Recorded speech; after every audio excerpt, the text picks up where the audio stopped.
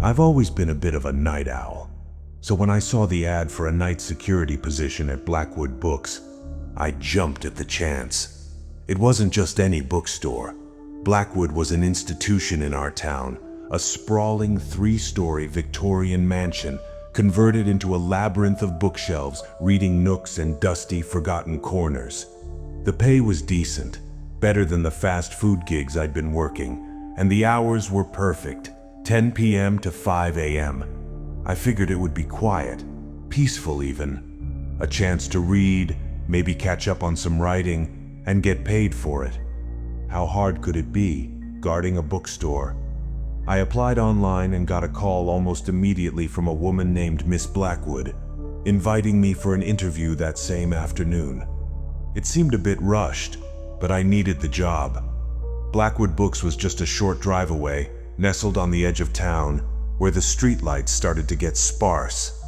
The interview was strange. Miss Blackwood, a woman who seemed as old and mysterious as the books she sold, barely asked about my experience. She was more interested in whether I was comfortable with silence and respected the sanctity of the written word. She outlined the basics: monitor the cameras, do hourly patrols, and ensure no books were misplaced or damaged.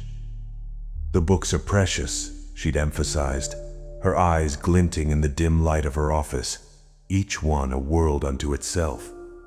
There was a strange intensity in her gaze, a hint of something ancient and knowing. At the end of the interview, she looked at me with that strange intensity in her gaze and asked, "Can you start tonight?"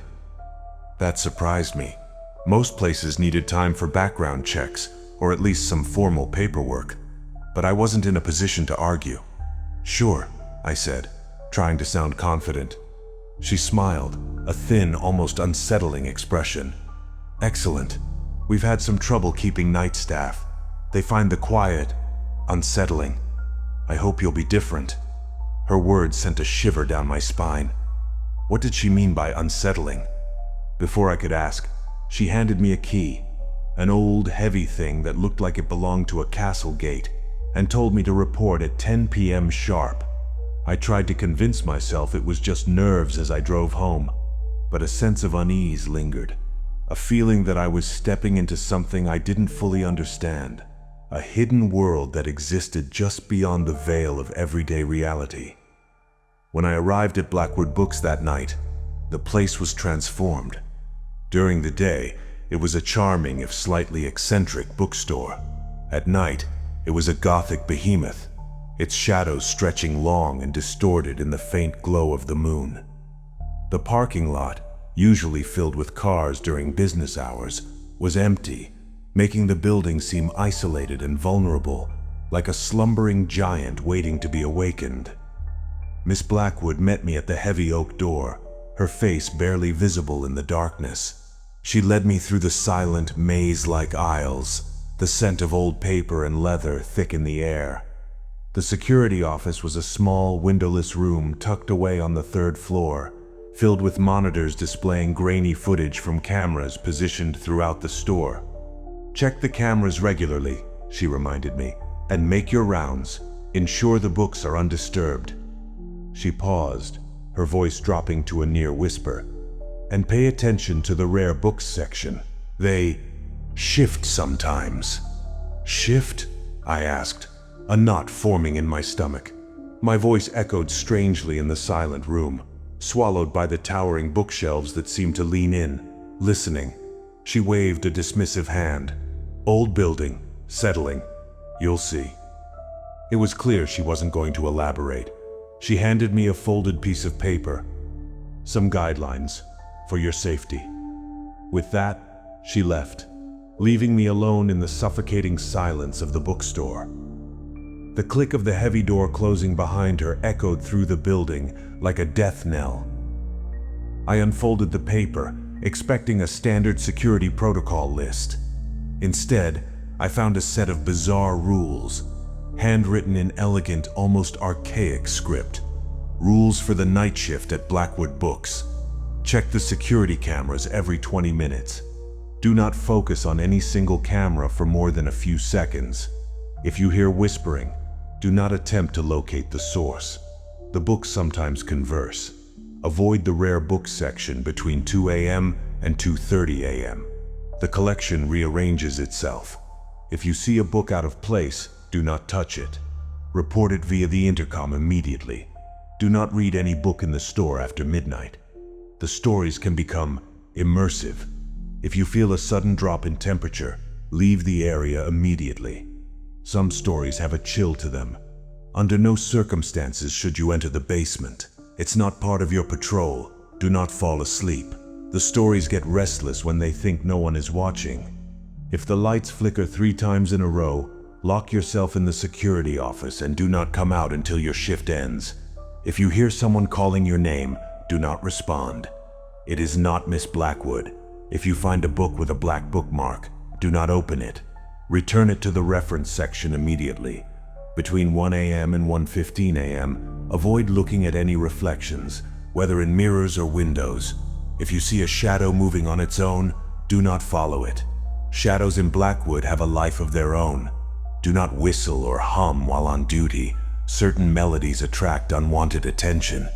I stared at the list, a cold dread creeping up my spine. This couldn't be serious, could it? Was this some elaborate prank by the previous guards? A hazing ritual for the new guy? I tried to laugh it off, but the silence of the bookstore seemed to press in on me, amplifying my unease. The air hung heavy, thick with the scent of aged paper and a faint, almost imperceptible odor that I couldn't quite place, like dried flowers and something else. Something metallic, like old blood. It was just past midnight when I started my first patrol. The bookstore was even creepier at night. The shadows cast by the towering bookshelves seemed to writhe and twist in the dim emergency lighting. Every creak of the floorboards, every rustle of paper, sent a jolt of adrenaline through me.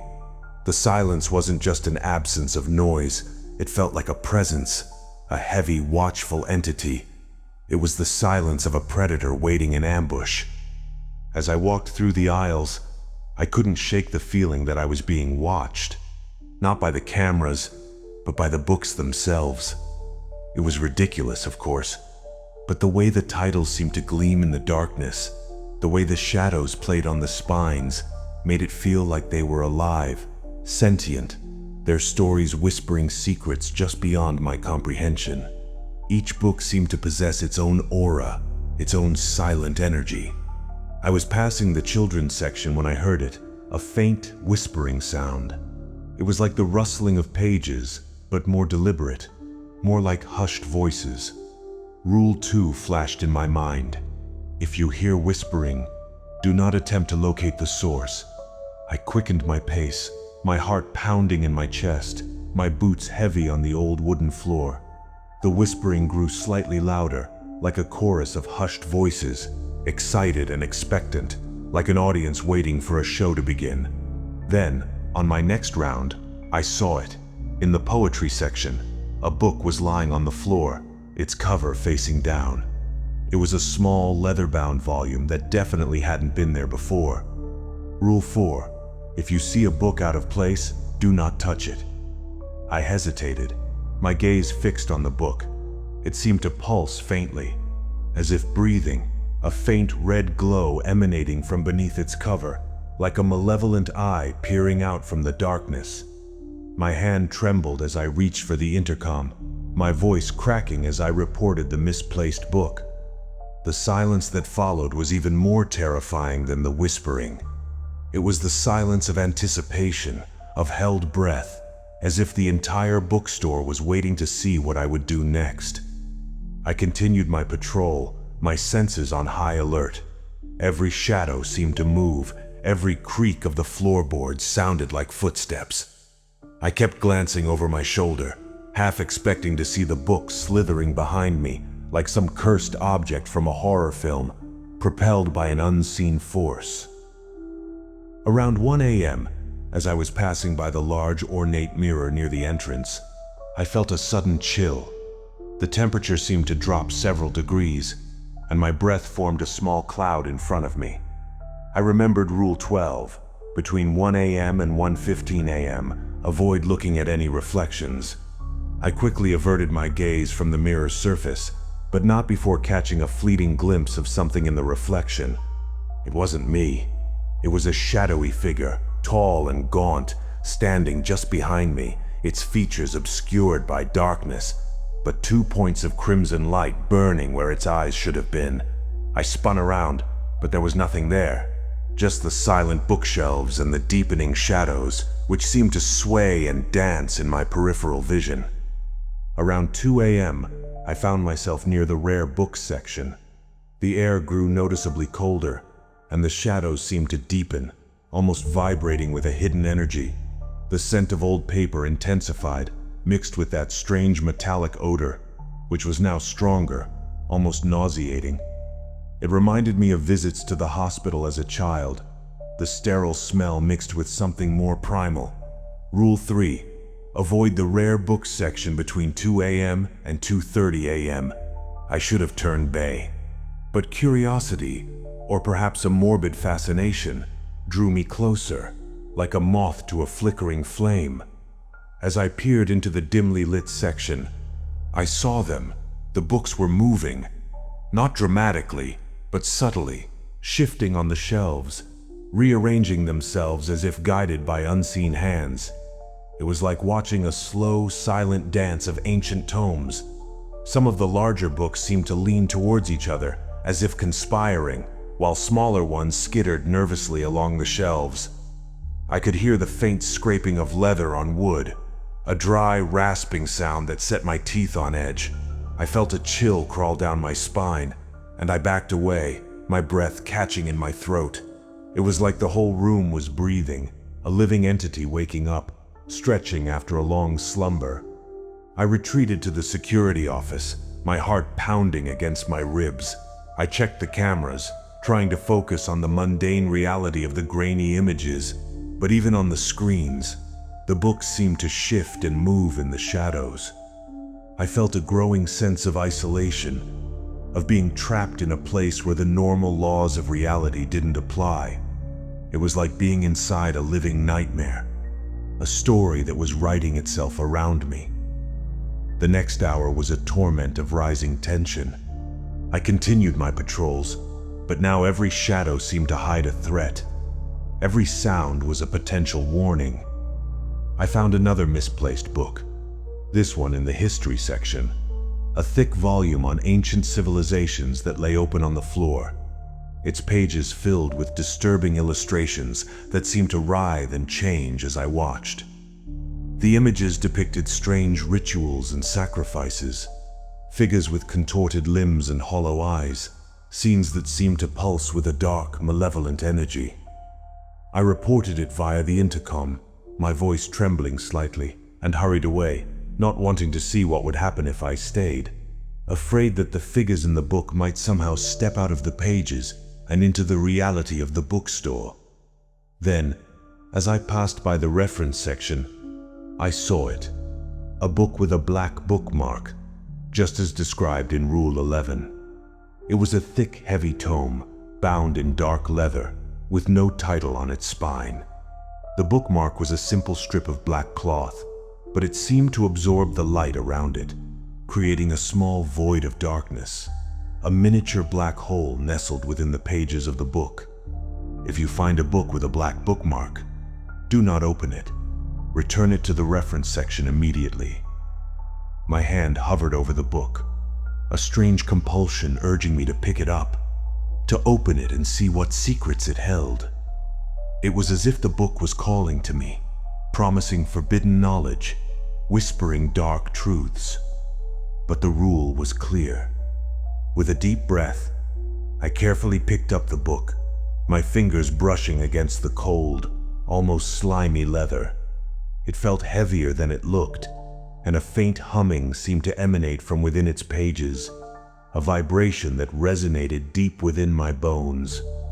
As I carried the book back to its place in the reference section, I felt a growing sense of dread. The air grew colder, and the shadows seemed to press in on me, whispering my name. I could feel the weight of unseen eyes watching me from the darkness between the shelves, hundreds of eyes, ancient and knowing. It felt like the entire bookstore was holding its breath, watching me, judging me.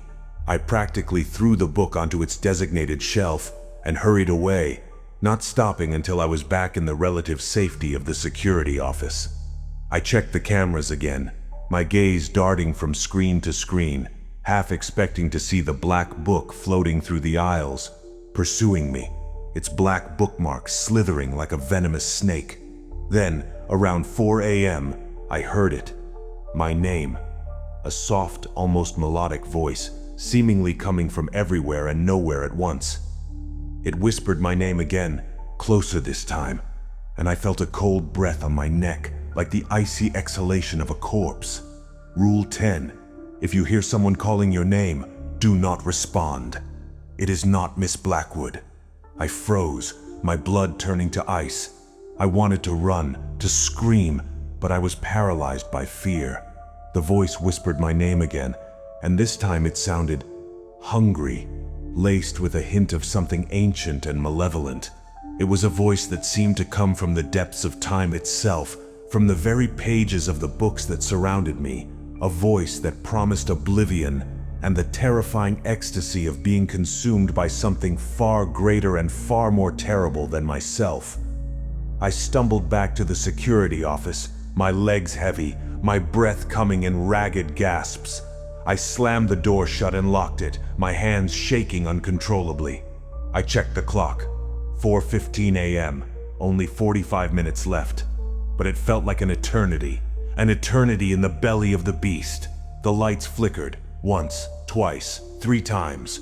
Rule 9. If the lights flicker 3 times in a row, lock yourself in the security office and do not come out until your shift ends. Panic seized me. I huddled in the corner, my eyes glued to the monitors. The cameras showed nothing out of the ordinary, just the silent, shadowy aisles of the bookstore.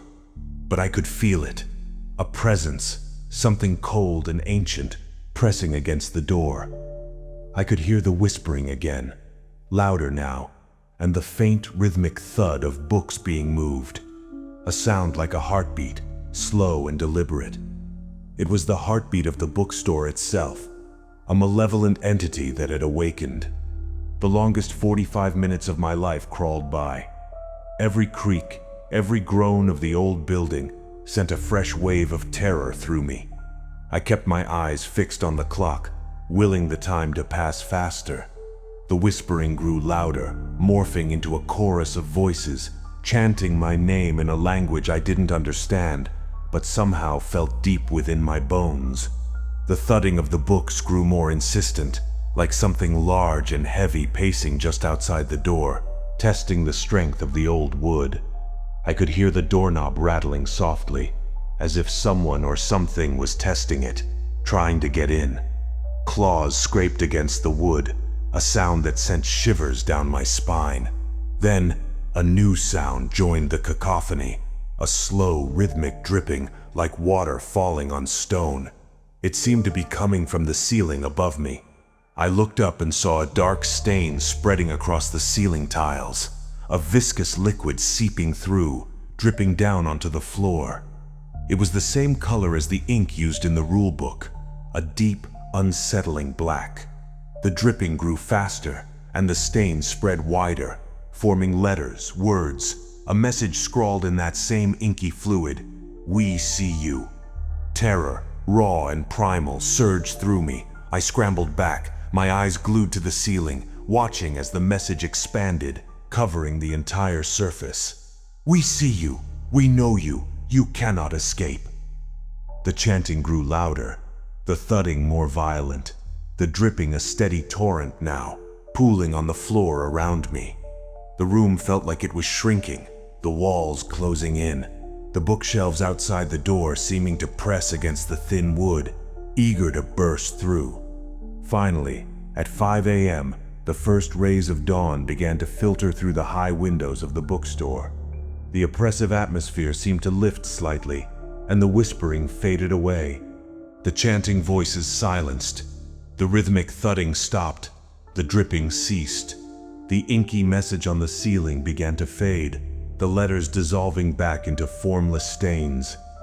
I waited a few more minutes, my body trembling, before I finally dared to unlock the door. I practically ran out of the bookstore, not stopping until I was in my car, speeding away from Blackwood Books as fast as I could, the rising sun casting long, distorted shadows behind me. When I finally got home, I called Miss Blackwood and quit on the spot. I didn't bother to explain, and she didn't ask. She simply said, "I understand. The books can be demanding." Her voice was calm, almost sympathetic, but it did nothing to soothe the terror that still gripped me. It was the calm understanding of someone who knew the true nature of Blackwood Books, the darkness that resided within its walls. I never went back to Blackwood Books. I don't even drive by it anymore. Sometimes, when the wind is just right, I think I can still hear the whispering of the books, calling my name, chanting in that strange, ancient language. And sometimes, in my nightmares, I see them, shifting and rearranging themselves in the darkness, waiting for someone foolish enough to enter their domain after the sun goes down. Some places are best left undisturbed, and some stories are best left unread. Blackwood Books is one of them. The memory of that night, the chilling rules, the moving books, the voice calling my name, the dripping ink, the feeling of being watched by 1,000 unseen eyes, it all remains etched in my mind, a constant reminder of the darkness that lurks just beneath the surface of the ordinary world. I will never return to that place again, and I often wonder about the poor soul who took my place, and whether they too are now haunted by the secrets held within the silent, watchful books of Blackwood, or if they became another story, forever trapped within the dusty pages of that cursed place. And the most terrifying thought of all is that perhaps, just perhaps, the stories within Blackwood Books are not just stories, but gateways, and that one day they might decide to step out into our world.